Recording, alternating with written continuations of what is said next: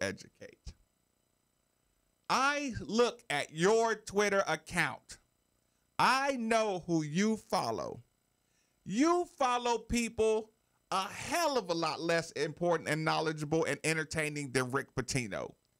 If Rick Pitino on your Twitter makes you that mad, then you're the one with the problem. I see who you follow, right? I see the personalities, people that don't know. You don't think Rick has good information to offer the world? Yeah. This man has been the best coach. Do you think his entire career has been a sham because of what, you know, of what happens in a dorm or what happens with Jordan Fair? Right. You think his entire all the kids he's led and guided has been a sham? Listen, here's the other problem too. Your grandma, your nana, your pawpaw, they hated cell phones 7 years ago. Right. 10 years ago. They hated them. They hated the little iPad because you're staring at them, right? Yep. Go try to take Pawpaw's iPad now or Pawpaw's cell phone or grandma's cell phone. I know. Your grandma. Yeah. Your elder. Yeah. They all hate Twitter. Grandma, get off Twitter. I know. Stop asking me about the song I was singing. Grandma, I cursed. I'm sorry. Yes, I know I should do better. Oh, no, that's not Jalen's new girlfriend. He was just at an event and Grandma, stop. Right? Yeah. You can't keep your grandma and grandpa off of social media or off their cell phone. You know why? Because they're adapting. Right. They're adapting with the times. You know what Rick has been doing while y'all been adapting to social media? Winning or trying to win or grinding or way too focused. Why is it such a bad thing? Why is that so funny and that's such a joke that a guy says, man, I've been going hard on this social media thing. I hated it. But in order to talk to my kids, in order to talk to my community, in order to join the communication, I don't know what's the disconnect between my communication and why don't people understand? You know what? Okay, it's time for me to adapt. Yeah. What the number one thing we hate? Old people stuck in their ways. Right? Right. I don't say ages because I don't want the judgment of people being stuck in their ways. If you're 35 and up, you were late to one of these parties. If you're 30 years old, that's true. You were late. Somebody younger than you probably told you about something cool. And he lost his platform. Right. I mean, I didn't need the social media platform when I can call the press conference. Right? What do you do when you don't have that? You adapt. He was losing the battle of public opinion because he didn't adapt to social media. Had he had social media early, he gets ahead of it. Don't you agree if Rick Pitino is on social media and Twitter from 2013 on, we know Rick. Yeah. All we get is highlights of Rick. Yeah. We know Chris Mack, or we feel like we know him. We know these Twitter guys because we see them when they got an attitude. We see them when they're happy. You know, we see them when they're pissed off. We see them attack people who are attacking them. Social media allows you to cut off cancers at the head, you know what I'm saying, at the beginning. Yeah. He didn't know that. He didn't know when you guys, he sees you on the phone all the time. What's so important on that phone, you know? Yeah. But he's not involved in it. What's wrong with the older guy adapting to social media? Are you afraid of what he might say? Like that's the only reason I can the vitriol of how dumb Rick is or how, oh my God, what are you gonna do on social media? He's gonna do the same thing you do. You know what I'm saying? Like, listen, I seen your Instagram account. I seen you taking highlights of your life. Right? Steve and we have to change clothes 3 times as much as y'all because we're on camera every day. You know, we have to have a new opinion all day, every day. You get to see so much of a. Let's say this real humbly. We're public figures. Right. and you get to view all our, situations, what I'm saying, on a daily basis. He was not connected to that because he's been looking at film. I know. So maybe Mark Blakenbecker referred to it this morning. He's been thinking, how can social media help me win games? Yeah, and he's saying, hey, it can't. It couldn't. It couldn't. It couldn't. Yeah. Only thing it might be able to do is help me get players that I don't want on my team anyway if they're caught up in social media because I don't respect social media. Right. You not here for Rick on Twitter? Well, first off, if you say you're not here for Rick, you're lying. You're going to follow him. So how many fake accounts have come out in the last 24 hours? Listen, I am Rick Pitino. Come on, man. Like, don't do that. Don't do that. Like, come on, man. Make sure you got a check mark before you change your name to I am Rick Pitino. Right.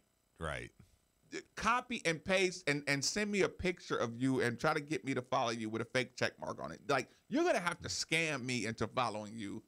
I am Rick Pitino. I know. Like, that's what I'm saying, man. I mean, you'll follow him. You'll be in for it. And I cannot be here more for Rick Pitino on Twitter during games. And I love it. That's what I'm saying. You act like he doesn't know what he's talking about. I know. The other day he was talking about Brian Bowen. You know what he said? You know what he said about Brian? He said, good player, not athletic enough to be a $200,000 kid. Right? Right. You know what we saw when Brian Bowen went to that NBA camp? We saw a good player with some potential It didn't match up athletically. that wasn't athletic enough to be here. You know what you did when you heard Rick Pitino say that? Oh, of course you're trying to say he's not that good. Think about how you separated. It's called cognitive dissonance, right? Cognitive dissonance. Brian, can you look up that, please? Cognitive dissonance, right? Good luck. Why'd you say good luck, Steve? You got Google. Google start filling it. As soon as he put okay, I'll give you that. They do. I guarantee that came in. Do you have that? Do you have that definition? The state of having inconsistent thoughts, beliefs, or attitudes, especially as relating to behavioral decisions and attitude change. Cognitive dissonance. It's good. Or hypocrite. That's really good. Right? Yeah. That's a big word in psychology. Right? I know. Yeah. No, that was big time right there. I'm going to be honest with you. I'd never heard that in my life. I don't have any idea what that was. The point of that conversation is you say you don't want Rick on Twitter. Yeah. You know what I'm saying? Or he's disingenuous, but you want to know more about him. You know what I'm saying? But you want him to go away. Like, no, your beliefs and your behaviors are not matching up when you talk about Rick Pitino. I'm here for it. Everybody is. Everybody is. You'll listen to his podcast too. I'll be more religious to that podcast than I am the church somewhere else that I love to listen to. But I am not missing a Rick Pitino podcast, man. Like, are you kidding me? And listen, I hear you when you say, "Oh, Rick's just trying to restore." You don't think Rick has tons of information and tons of information and breakdown about college sports and teams? Can you just listen to Rick? I mean, we all think Rick. Everybody just says, I mean, yeah, look, I know Rick. Like, when did he turn into a bumbling, stumbling idiot, the town idiot? Right. Can you imagine listening to Rick and PJ Carlissimo in a podcast? I just threw a name out there, you know. I mean, in a podcast, a post game, college tonight. Okay, what if Rick goes into the gambling podcast? Be fresh. You think he's not a winner? I know. Are you what telling if me he just talks about this stuff in his book? What if he just says, I'm doing a podcast just exposing college basketball? You don't think I'm not going to listen to that? Are you kidding me? Oh, that would be a nightmare. I would, but yes, but I'm so there. I can't have that in college. I don't think Rick was dirty. That don't bother me. Yeah, that's what's funny. That don't bother me. But you know what? He's such a villain already. I know. That would even push him. Like I said, people say they want clean, but they want to say, if Rick was dirty, Louisville would have had Quincy Miller, Deuce Bello, Josiah Turner. Let it go, Steve. Like, you know what I'm saying? You're never letting this go. Yeah, I mean, Shabazz Muhammad, Rodney Purvis. Like, if Rick was Listen dirty. to Steve. This is a animal you're talking about. Those guys don't get sent home. Marcus, not Teague, Jeff Teague. No, Marcus Teague. Marcus Teague. Yeah. Now, that was a done deal. I know. That's the one that hurt. No, I know for a fact that one was. And that's what that one hurt. Just tell me about that one deal. Just give me all of the Rick, you give me the Marcus Teague story right now. What happened? and I'm committed. Like, what happened? Give me one deal a week that you lost. Yes.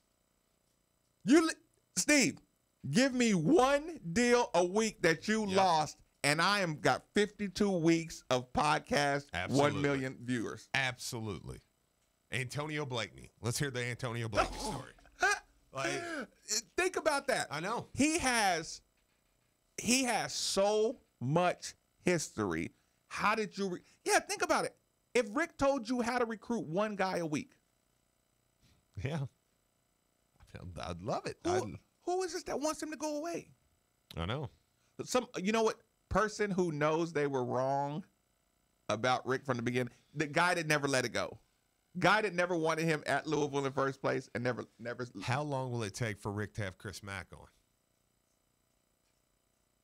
Because I don't think it'll take long. I think Rick will use it. Rick's trying to build a brand now. So when Rick says, I'm trying to make this podcast big, I'm selling sponsorships. Rick got some ego, though. He does, but I don't know. I think he'll pull Chris Mack right on there. I really do. Chris Mack would be bigger than having Cal, would be bigger than having I'm here for it. Anybody. You want to hear Rick Pitino and Chris Mack in a 30-minute podcast. But do you want Chris Mack on there? Yes. For the sake of the podcast? For the sake of the podcast, for the sake of Rick and Denny Crum for 30 minutes. Are you kidding me? Sign me up. I'd puke. I want to hear that. Rick and Tom Juritz. I want to hear it. Once a week. Once a week. You know what I'm saying? If Rick can get. He has so much sellable stuff. Gosh. Yeah, I don't know why y'all think he's just Mr.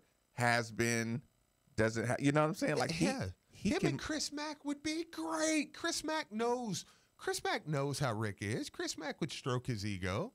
Hey man, look, appreciate it's because of you why I was able to step in. I came in here and I had like I did this. Wish I'd have got me a year earlier. Chris Mack and Rick Pitino. Chris Mack can mend that fence quick. Because he's confident. Yeah. The difference between Doug Tough, Boogie, and Billy. No, Texter. No, he's right. Texter. You're right. You see what just happened here? Distinct difference between Thug and Tough. Boogie and Bill Laimbeer equal Thugs. David West and Butler equal Tough. I'm glad they made that clear. Well, I don't like the Thug. I don't use that right much. But Goonery. Yeah. Goonery. You're right. John Chaney style. But my point was, I didn't want to go like crazy on the Rick Pitino part of it, but it's like, come on, people. Like, he has a lot. Like I said, if he just gave me a recruiting story, a 30-minute recruiting story once a week, and just said, this is why I lost this guy. This is how I got this guy. Yeah. You know what I'm saying? Like, 52 weeks. Yeah, can you imagine him telling a story saying, and I'm being very hypothetical here, so this is not a true story. Right. The Quincy Miller visit was going great. We got the Jeff Rubies. We sat down, God slides a paper across the table, said, this is what it takes. I said, go home. And now, obviously, a lot more details, but you wouldn't want to hear Rick tell a story like that? Cat Barber. Cat Barber, yeah. Well, Cat Barber stole a bunch of shoes. So you got to go. Simple as that. You don't steal shoes from my players. Allegedly. I heard allegedly he showed up a little inebriated. Well, allegedly he sent them back. So. No, factually. Yeah. Listen, Cat Barber will not be a part of this team. Yeah. Think about how many people he didn't snitch on. I know. Well, think about that. Rick didn't snitch on him. I know. That's what I'm saying. Oh, okay. You're saying Rick. Steve, yeah. How many people did Rick not snitch on? Probably quite a few. Golly. Probably quite a few because there was a lot of times. Heck, 2 weeks before this news comes out, Darius Days comes on a visit. You get the Jody Demling. Louisville will no longer be recruiting Darius Days right in the middle of his visit. right in the middle of his visit. And then the kid goes to LSU. You tell me what happened. We didn't start the fight. So, I mean, and that's 2 weeks before. It was a week or always s- burning. It's just the that world's was been that was at the Clemson game. the crunkest atmosphere you can get. I mean, that was that week. The next week or so, you get the FBI news. But you want to tell me that Rick was cheating on him? If he was cheating, Darius Days would have committed that weekend. Do you remember when Coach kicked Ricky Rowe out of his office and Yes. said, Coach, 50,000, one of those little gym bags, and Yeah, that's all we need. little business discuss. What was it called? Pete what? What was his name? Blue Chips. I can't remember his name, but I mean, I will say this. I'm looking at him going, Ricky Rowe out of the